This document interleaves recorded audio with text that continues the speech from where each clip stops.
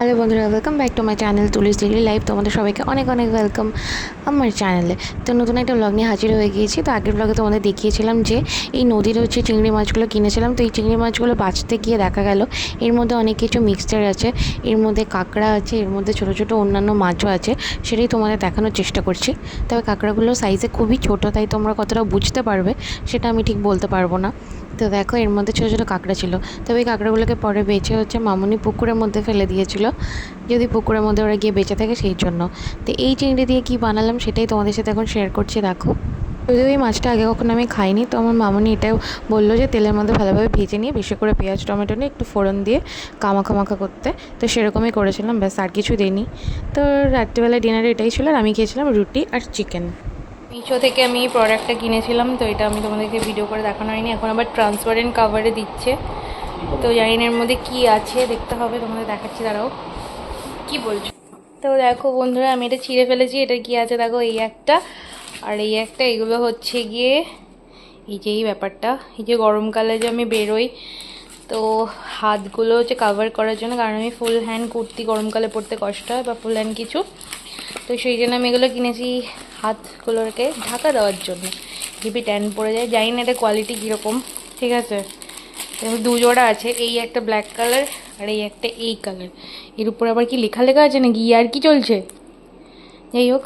তো দেখি আমি এটা কেমন ঠিকঠাক পরে কেমন কি হচ্ছে সেটা রিভিউ তোমাদের পরে দেবো। গুড মর্নিং বন্ধুরা, welcome back to my channel. আশা করি তোমরা সবাই ভালো আছো, আমিও ভালো আছি। নতুন একটা ব্লগ নিয়ে আবার তোমাদের সামনে চলে এসেছি। আশা করি তোমরা ব্লগটা লাস্ট পর্যন্ত দেখলে ভালো লাগে। অবশ্যই কিন্তু লাইক কমেন্ট আর চ্যানেলটা সাবস্ক্রাইব করে দিও। তো জামা কাপড় ধুয়ে রেখে দিয়েছি আমি ওদিকে, আর এখন যাবো হচ্ছে নিচে। আর নিচে গিয়ে করবো রান্নাবান্না। কী কী রান্নাবান্না করবো সেটা অবশ্যই তোমাদের দেখাবো। আর দেখো আমার গলায় কী হয়েছে, আর তো মানে র্যাশ টাইপের হয়ে গিয়েছে না, প্রচুর চুলকাচ্ছে। এই যে আশা করি দেখতে পাচ্ছ, এই যে গরমের জন্য হয়েছে আর কি। তো চলো এখন যাবো নিচে।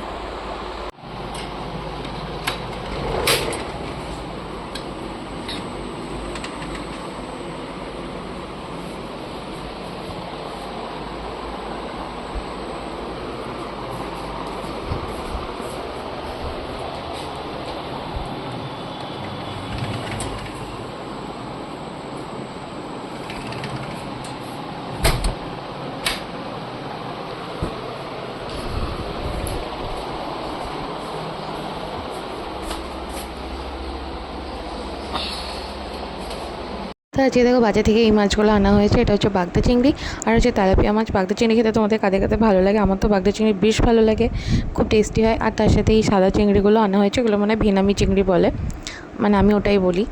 আর এরপরে দেখো আমি চা করে নিয়েছি, চায়ের সাথে এই কুকিজ বিস্কিটটা খেলাম। তো এই বিস্কিটটা এনেছিল আমার বর, বেশ ভালো খেতে, বেশ ভালো খেতে, মানে অনেক ভালো খেতে। তো তারপরে তেলাপিয়া মাছ আমাদের দুজনের জন্য দুটো গোটা নেওয়া হয়েছে, আর বাকি আমার হচ্ছে শ্বশুর শাশুড়ির জন্য হাফ হাফ, কারণ ওরা খুব একটা বেশি এই মাছটা পছন্দ করে না, বিশেষ করে আমার শ্বশুর। তো তারপরে তেলাপিয়া মাছটাকে দেখো আমি আলু দিয়ে টমেটো দিয়ে ঝোল করেছি। আর এটা কি বলো তো, এটা হচ্ছে কিন্তু ঝিঙের খোসা। তো ঝিঙের খোসাটাকে কিন্তু ফেলে না দিয়ে আমি ভাবলাম বাটা খাই, ঝিঙের খোসা খেতে বেশ ভালোই লাগে। যদিও ঝিঙের খোসার সাথে একটু এক্সট্রা করে ঝিঙে রাখতে হতো যাতে বাটাটা টেস্টি হয়, তো আমার রাখতে মনে নেই। আমি তেলের মধ্যে কিন্তু কালো জিরে, তারপরে শুকনো লঙ্কা, রসুন ফোড়ন দিয়ে তারপরে ওই খোসাগুলোকে ভেজে নিয়েছিলাম, একটু জল দিয়ে দিয়ে নরম করে, তারপরে হচ্ছে বেটে নিয়েছি, আর উপর থেকে সর্ষের তেল ছড়িয়ে তারপরে খেয়েছি। ঝালটা একটু বেশি দিয়েছিলাম। তো বন্ধুরা দেখো আমি রেডি হয়ে গিয়েছি। আজকে পরেছি এই কুর্তিটা, তার সঙ্গে পরেছি এই একটা প্লাজো। এই প্লাজো পরতে আমার খুব ভালো লাগে। তো আমার গোলাপগুলো দিয়েছে কত সুন্দর। তো চলো আমি এখন হচ্ছে গিয়ে বেরোবো, অফিস যাবো। অফিস থেকে গিয়ে তোমার সাথে দেখা হচ্ছে, টাটা। তো বন্ধুরা আমি আজকে তাড়াতাড়ি বাড়ি চলে এসেছি। এখন কটা বাজে সেটা তোমাদের দেখাই, দাঁড়াও। এই হচ্ছে ঘড়ি, ঠিক আছে। তো এখন বাজে হচ্ছে 2:32-33 মতো। তো আমি হচ্ছে সব জামা কাপড়গুলো মানে নিয়ে চলে এসেছি, শুকনো জামা কাপড়গুলো। তাড়াতাড়ি এসেছি বললাম, আমার মামনির এখন রান্না হয়নি, মানে ভাত হয়নি, ভাত হবে তারপর খাবো। তো আজকে স্নান করিনি, আজকে করবো শ্যাম্পু, কারণ তেল দিয়েছিলাম মাথায়, শ্যাম্পু করার জন্য যাব। তো চলো স্নান টান করে তারপর তোমাদের সাথে দেখা হচ্ছে। তো বন্ধুরা স্নান টান করে আমি চলে এসেছি ছাদে, কারণ এই জামাগুলো যদি এখন নিচে দিই তাহলে এগুলো শোকাবে না। তো ছাদে সব জামা কাপড়গুলো মেলতে এসেছি, মেলে টেলে দিয়ে তারপর নিচে যাব খেতে। আর মাথায় শ্যাম্পু করেছি আজকে, তোমরা তো জানোই, যে ক্লিপও নিয়ে এসেছি। তো চলো কাজটা করে ফেলি। খেতে বসে পড়েছি দেখো। আর যে তরকারিগুলো করেছিলাম তোমাদের তো দেখিয়েছিলাম, তার সাথে এক্সট্রা করে কিন্তু এই ভিন্ডি সেদ্ধটা করা হয়েছে। ভিন্ডি সেদ্ধ মানে লাস্ট ডে কবে খেয়েছি আমার মনে নেই, তবে খেতে কিন্তু খুবই টেস্টি লাগছিলো। মানে জাস্ট খাবার চেবাতে হয় না, এমনিই চলে যায় গলা দিয়ে। আর তারপরে কিন্তু এই ফ্যানটাটা আগের দিন যে কেনা হয়েছিল ওইটা ফ্রিজে ছিল, ওটা বের করে আনলাম। বেশ গরম পড়েছে তো ঠান্ডা ঠান্ডা খেতে বেশ ভালোই লাগছে, যদিও অত সফট ড্রিঙ্কস না খাওয়াই ভালো, জিনিসগুলো খুব একটা ভালো না, হার্মফুল। তারপর রুমে এসে ভালো রুমটা একটু ঝাড় দিয়ে দিই, কারণ রুমটা প্রচণ্ড পরিমাণে নোংরা হয়েছে, তাই পরিষ্কার করে নিচ্ছি।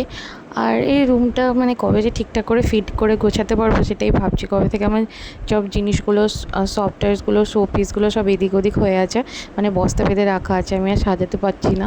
কারণ কি বেডটা যতদিনে না ঠিক হচ্ছে, পর্দাটা না যতদিনে কেনা হচ্ছে, সব কিছু যতদিন না গোছানো হচ্ছে ততদিন মানে একেবারে ঠিকঠাক করে সব করতে পারবো না, এটাই হচ্ছে সমস্যা। তো কী আর করার বলো, মানে যেরকমভাবে হচ্ছে সেরকমভাবেই চলতে হবে আর কি, এই হচ্ছে ব্যাপার।